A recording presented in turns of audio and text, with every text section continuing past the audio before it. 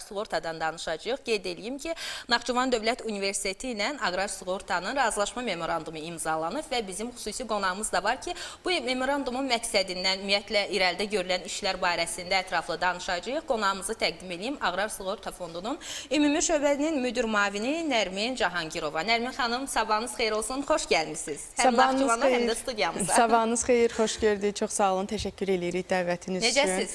Çox sağ olun, hər şey qaydasındadır. Təşəkkürlər. Yaxşı olasınız.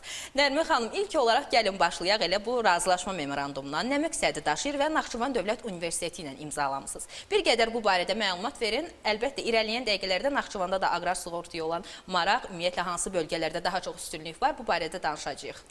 Bildiyiniz kimi, ilkin olaraq onu qeyd etmək istəyirəm ki, Aqrar Sığorta Fondu 19 avqust 2019-cu ildə cənab prezident İlham Əliyevin fərmanı ilə imzalanıbdır və fəaliyyətə başlayıbdır. Biz fəaliyyətə olduğumuz dövrdə ümumiyyətcə 23 milyon manat zərər ödənişi həyata keçirtmişik və bu 23 milyon zərər ödənişini ekspertlərdən həyata keçirmişik. Müstəqil ekspertlərimiz var. Həmən ekspertlər sahəyə baş çəkir, qiymətləndirmə aparır və həmən qiymətləndirmə ilə biz fermerlərə, sahibkarlara zərər ödənişlərini həyata keçirdirik. Bu ekspertlər üçün bizim fondumuzda təlimlər keçirilir. Bu təlimlər Dövlət İmtahan Mərkəzində imtahan verirlər. Ekspert bizim təlimdə iştirak etmişlər. Daha sonra imtahandan uğurla nəticə qazananlar müstəqil ekspert kimi fəaliyyətə başlayır. Bizim bugün bura gəlməyimizin əsas səbəbi də elə budur.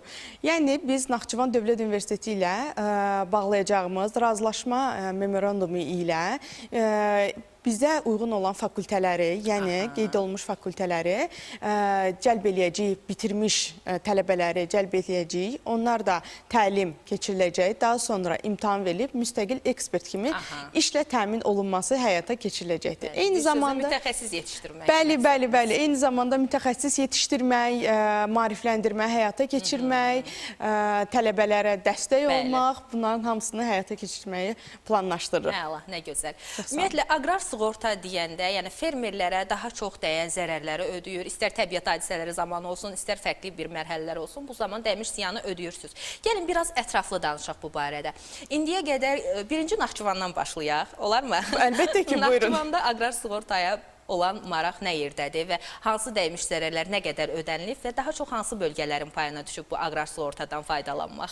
İlkin olaraq onu deyim ki, qeyd etdim az öncə 2019-cu ildə fəaliyyətə başlanmışıq, amma Naxçıvan Muxtar Respublikasına biraz daha sonra açılıb burada filialımız. 2024-cü ildə fəaliyyətə başlayıb artıq. Bəli, artıq 2 ildir fəaliyyətə başlayıb. Biz keçən il 2025-ci ildə Babək və Şərurda 2 böyük zərər ödənişimiz həyata keçirtmişik. Ümumi məbləğ 3600 manat civarında təşkil edirdi və əsas səbəbi doluydu. Elə onu soruşacaqdım, səbəbi nə? Bəli, Naxçıvanda əsas zərər çəkmə, şaxta vurma və doludandır. Aqrar Sığorta Fondu olaraq biz də bu zərərləri qarşılayırıq. Ona görə də biz bu zərərlərdən bağlı fermerlərimizə 3600 manat zərər ödənişi həyata keçirtmişik. Amma son günlərdə bildiyiniz kimi qeyri-stabil hava şəraiti əlbəttə ki, Naxçıvandan da yan keçmədi. Onunla bağlı bizə də Naxçıvandan müraciətlər daxil olmağa başlayıb artıq. İlkin ekspert gedib sahələrə zərər qiymətləndirilməsi artıq həyata keçirilib. Bu zərər qiymətləndirilməsi meyvə bağları və taxılçılıq sahəsi ilə bağlıdır. Əsas şikayət dolu və eyni zamanda şaxta vurma ilə bağlı idi. Son günlərdə dolu ölkəmizin bir çox rayonlarında çox olduğu üçün... Hələ də davam edir. Elə az əvvəl biz məlumat verdik, Ağstavada ötən gün dolu düşmüşdür. Bəli, eynən. Yəni ona görə də sığortalanmaqlarını, həqiqətən də çox vacibliyini artıq düşünürəm ki, fermerlərimiz özləri də ildən ilə iqlimin dəyişməsi kənd təsərrüfatından ötmür. Artıq o da özünü göstərir. Yəni bunu da necə göstərə deyə bilərəm sizə. Yəni biz artıq ilbəil tendensiya artımına müşahidə edirik. 3 milyon ödəyirdik, 6 milyon ödədik, 9 milyon ödədik. Hal-hazırda, məsələn, ümumi baxsaq 23 milyon zərər ödənişidir. Amma bu 23 milyon zərər ödənişinin 19,5 milyonu bitkiçilik sahəsi üzrədir. Daha çox onda o sahəyə zərər dəyir. Bəli, meyvə bağları bitkiçilik sahəsi üzrə 19,5-dir, 3,5 milyon manat isə heyvandarlıq sahəsi üzrədir. Yəni heyvandarlıqdan da yan keçmir. Ötən günlərdə bildiyiniz kimi bəzi rayonlarımızda sel su basma hadisəsi olub.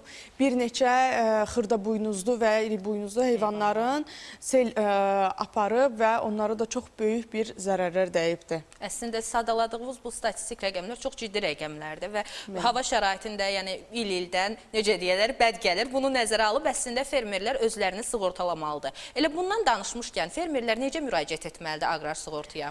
Fermerlər müraciət etməsi çox sadədir. Əsas məsələ fermerlərin əkin sahələri eksisdə bəyan olunmalıdır. Heyvanları isə mütləq şəkildə bir kal olmalıdır.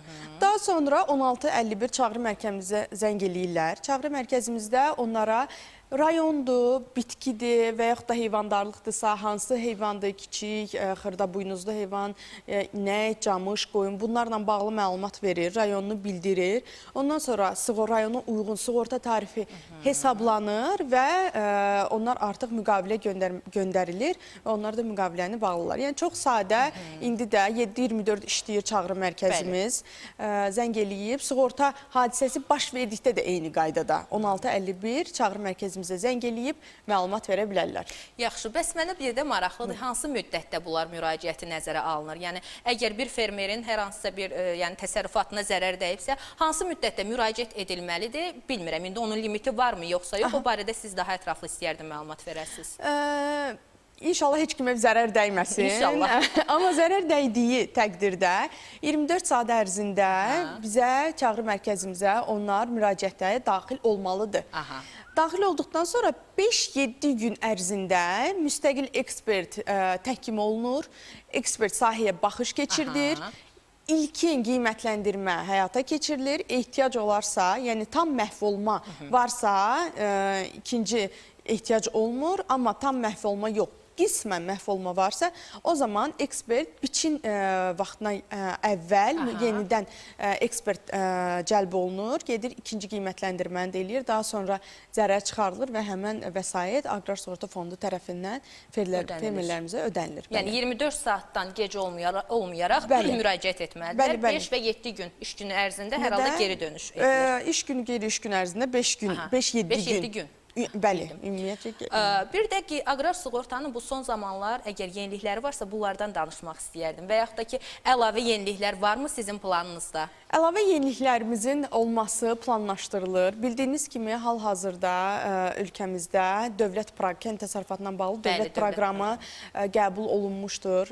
Dövlət proqramının tərkibindən də asılı olaraq bizdə maarifləndirmə işlərinin daha da gücləndirilməsi ön planda göstərilir. Eyni zamanda bizdə hal-hazırda 41 növ bitkini biz sığortalayırıq. Sayın artması üzərində hal-hazırda işlər görülür. Eyni zamanda quşçuluq və arıçılıq təsərrüfatlarının da daxil olunmasını bizim fond əməkdaşları tərəfindən və ekspertlər tərəfindən onun üzərində də işlər həyata keçirilir. Yəni, gələcəkdə planlarımız, eyni zamanda müstəqil ekspertlərin sayının artırılması, bəli, zərərlər artdıqca bizdə də ekspertlərin sayının artırılması kənd təsərrüfatına dəstəyin məhkəmləndirməsini arzu edirik. Artıq qeyd elədiniz ki, 2024-cü ildən etibarən Naxçıvanda aqrar sığorta öz fəaliyyətini davam etdirir. Baxın, yəni o dövrdən bugünə kimi Naxçıvanda hansı dinamikanın inkişafının şahidi olmuşuq? Naxçıvanda ilkin olaraq onu qeyd edeyim ki, maraq daha çoxdur. Çünki iqlimi çox dəyişkən olduğu üçün, yəni bunu artıq illərdir işləyən fermerlərimiz, sahibkarlarımız çox yaxşı bilirlər və hal-hazırda da ildən ilə iqlimin dəyişməsi bizdə Naxçıvanda marağın artmasına səbəb olur. Bizim burada yerli filialımız var. Filialımız yəni ən ucqar rayonlarda belə maarifləndirmə işləri aparır.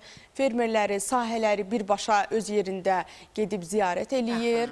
Aqrar innovasiya forumları keçirilir. Orada biz fond tərəfindən təmsil olunuruq. Fermerləri birbaşa suallarını cavablandırılması, maarifləndirmə işləri ilə bağlı da işlər aparır.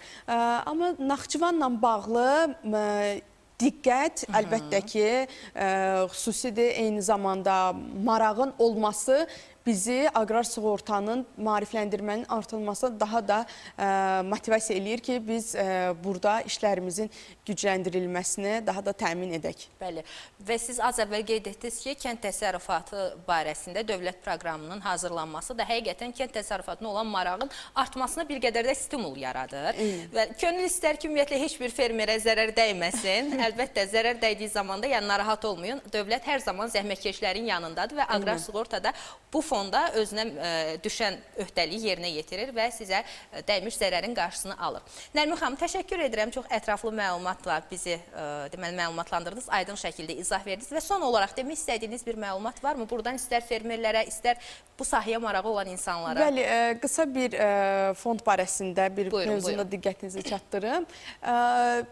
Aqrar sığortaya dövlət dəstəyi tətbiq olunur. Bu nədir? Dövlət dəstəyi, yəni 50% sığorta haqqının, ümumiyyətcə sığorta haqqının 50%-in dövlət tərəfindən ödənilir. Bu da çox xırda bir məbləğlər eləyir həqiqətən. Yəni biz dolu, sel su basma, şaxta, üçüncü şəxslərin hərəkəti, vəhşi heyvanların hücumu, yəni həm heyvandarlıq sahəsi üçün, həm bitkicilik sahəsi üçün bir çox zərərləri biz sığorta edirik. Eyni zamanda xırda məbləğlər ödəməklə, məsələn, 1000 manatlıq buğdanın zərər ödənişi əksər rayonlarımızda 7 və 11 manat arası dəyişir. Yəni, əlbəttə ki, bu 7 manatını da dövlət verir.